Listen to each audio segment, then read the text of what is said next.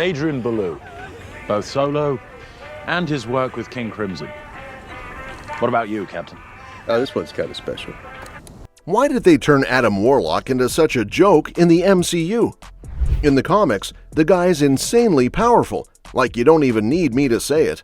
Anyone who's read the comics knows he's no joke when it comes to strength and abilities, but in the MCU, he's basically useless, not serious at all, and honestly, kinda dumb.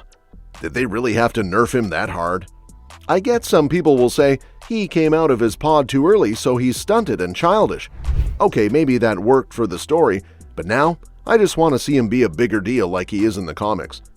Adam Warlock first showed up in Fantastic Four issues number 66 and 67 back in 1967, created by Stan Lee and Jack Kirby.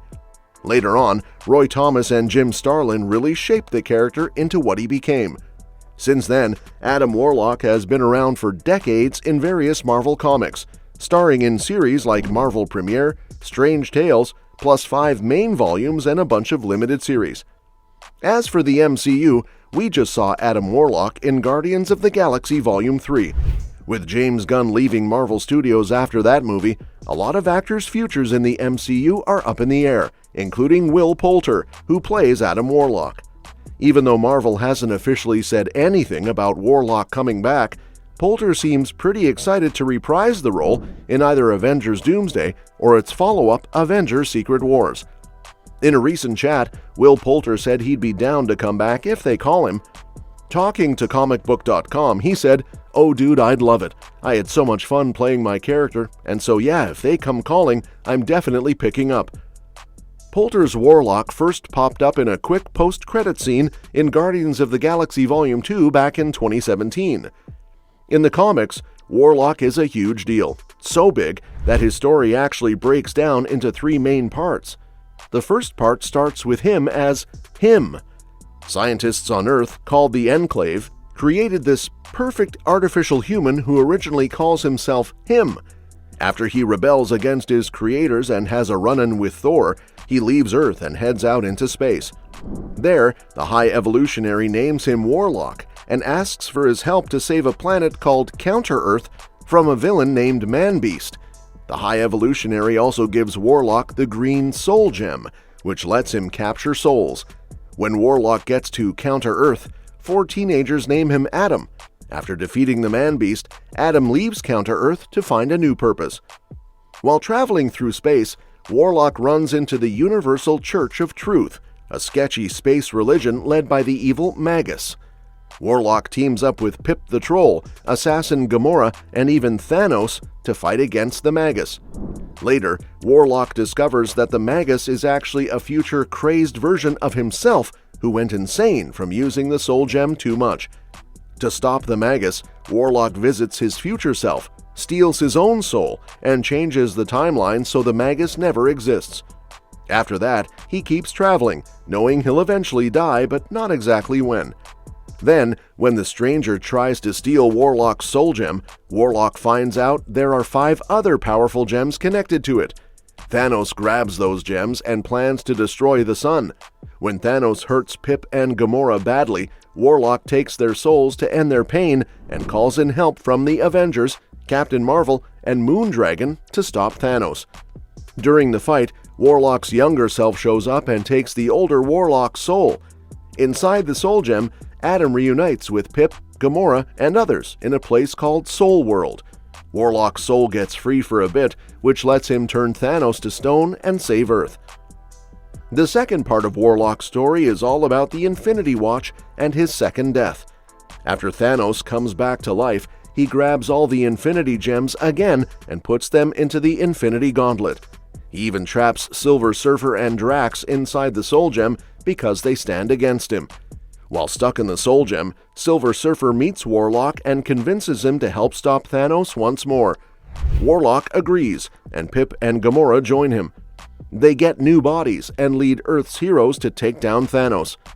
Warlock ends up with the Infinity Gauntlet, making him almost the most powerful being in the universe.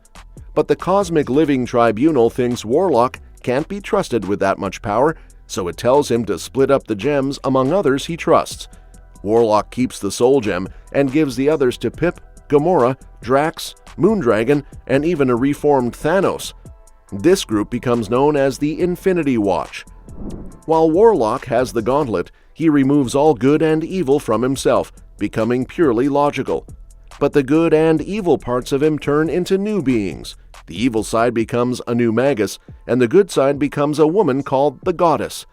When they cause trouble in the universe, Warlock teams up with the Watch and other heroes to defeat and trap them back inside the Soul Gem. Later, the Infinity Watch breaks up when a vampire named Rune from another universe steals the gems. Warlock chases him down, gets the gems back, and returns to his own universe. After that, Warlock keeps protecting the universe from all kinds of threats, like Thanos clones, the heart of the universe, and a powerful being called Hunger. Warlock's big third chapter kicks off during the 2007-2008 Annihilation Conquest event. Moondragon and Phyla-Vell rope him in to help save the Kree from the Phalanx invasion. After they win, Warlock joins the new Guardians of the Galaxy team, but accidentally switches back into his evil future self, the Magus. The Magus teams up with Lord Mar-Vell, but ends up getting killed on a mission. Then the Universal Church of Truth brings him back as a kid, but the Annihilators catch him and lock him up, guarding his cocoon. Later, in Infinity Revelation, Thanos meets Warlock's soul in Death's realm, and when Warlock comes back to life, they travel through merging universes. This leads to Warlock getting swapped with a stronger alternate version who becomes a gladiator on New Krawl. Thanos, warned by his future self, gets Pip the Troll and Gamora to help contain this dangerous new Warlock. That's about it for Warlock in comics. It is already too late to adopt this story, but they still could do right by Adam Warlock and make an Annihilators movie. That's already been rumored, by the way. The Annihilators are a seriously powerful cosmic team. Basically what the Guardians of the Galaxy were supposed to be. They don't get nearly enough love, but these guys are some of the strongest heroes out there. The team Cosmo put together includes Quasar, Silver Surfer, Ronan the Accuser, Gladiator, and Beta Ray Bill, the most tragic version of Thor. If they bring that to the movies and add Adam Warlock as a founding member, it'd be sick. What do you think? Should the MCU finally give Adam Warlock the epic, powerful spotlight he deserves? Or are you cool with how they've done him so far? Let me know in the comments section. And don't forget to subscribe to the channel for more updates on Adam Warlock and all the latest movie news. We'll see you next time.